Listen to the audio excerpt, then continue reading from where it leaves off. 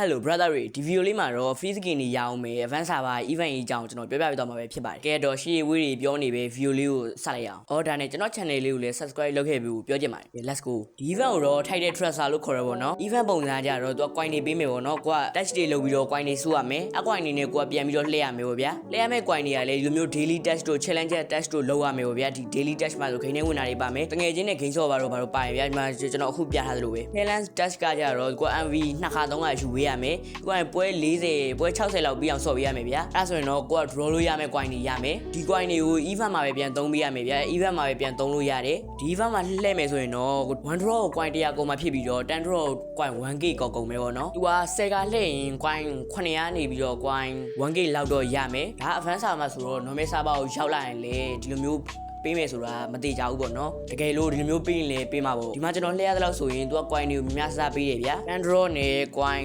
1000လောက်ရတယ်ဗျာအဲ့တော့ကိုက skin တစ်ကောင်လဲနိုင်မှုဆိုရင်23ခါလောက်ပဲ draw ရမယ်ပေါ့ဗျာ price pool ထဲမှာဆိုရင်လည်းဒီ skin ရဲ့ပြင်ဒီလိုမျိုးပေါ့နော် coin လေးလည်းပေးရပြီးတော့ဒီ spawn effect တို့ဒီ notification effect တို့ဘာလို့လဲပါတယ်ပြီးတော့ဒီ event မှာ skin 2ကောင်ပါတယ်ပေါ့နော် skin 2ကောင်လုံး free ပေးမယ်လို့တော့ထင်တာပဲပြီးတော့ဒီ event မှာထူးခြားတဲ့တကူကကိုက1 draw လှည့်ရင်လည်း coin 2500တန်းရနိုင်တယ်ပြီးတော့ဒီ exchange coin တွေကိုလည်းဒီကစားပွဲတွေမှာပေါ့နော်ကစားပွဲတွေမှာလည်းရနိုင်တယ်ကျွန်တော်အခုပြတာဆိုလိုမျိုးပေါ့နော်ကျွန်တော်အခုပြတာဆိုလိုမျိုးကစားပွဲတွေမှာလည်းသူက spawn နေဗျာကိုကသွားယူလိုက်ရုံပဲပြီးတော့ကိုက run shot နေမဲ့ဖြစ်ဖြစ်ဒီလိုမျိုးပေါ့နော်ဒီ banner patch တွေကိုသုံးတယ်လို့မျိုး coin တွေကိုလည်းဒီလိုမျိုးပြန်သုံးလို့ရတယ်ကိုက9 coin ဘယ်လောက်ပြန်ရမယ်ပေါ့ဗျာအဲ့လိုမျိုးပြန်ပြီးတော့သုံးလို့ရမျိုးလည်းရှိတယ်ဒါကတော့ advance server ဆိုတော့သူအရှိရပေးခဲ့တဲ့ free skin တွေကိုပဲစားထုတ်ပြထားရဗျာဒီနေရာမှာတော့ best skin တွေလာမလဲဆိုတော့ကျွန်တော်မသိသေးဘူးတကယ်လို့တိကျသိရရင်လည်းကျွန်တော်အကုန်လုံး video တစ်ပုတ်ပြန်ပြီးတော့စုပြီးတော့ပြန်လုပ်ပေးမယ်အဲ့တော့ဒါ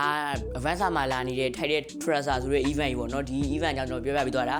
ဒါပေမဲ့ဒီကျွန်တော်အခုပြောသွားတဲ့အချက်လက်တွေက advance server မှာမဟုတ်လို့ normal server ကိုလာရင်ဒီလိုတပုံစံတိုင်းလာခြင်းမလေးလာပဲသူပြောင်းစရာရှိရလေပြောင်းမှာပေါ့နော်ဒီ event normal server မှာလာရင်လေကျွန်တော်ဘယ်လိုမျိုး touch တွေလုပ်ရမယ်ဆိုတော့ကျွန်တော်အစဆုံးပြန်ပြီးတော့ video တစ်ပုတ်ပြန်လုပ်ပေးမယ်တကယ်လို့ free payment skin တွေသိရရင်လေဒီကျွန်တော်ရဲ့ Telegram channel လေးမှာပြန်ပြီးတော့တင်ပေးပါမယ်ဒီ Telegram channel လေးကိုလည်း join ပေးဖို့ပြောချင်ပါတယ်အဲ့တော့ဒီ video လေးကတော့ဒီလောက်ပါပဲ video လေးကိုအဆုံးထိကြည့်ပေးတဲ့အတွက်အားလုံးကိုကျေးဇူးတင်ပါတယ်ကျွန်တော်ကတော့ခိုက်လက်ပါ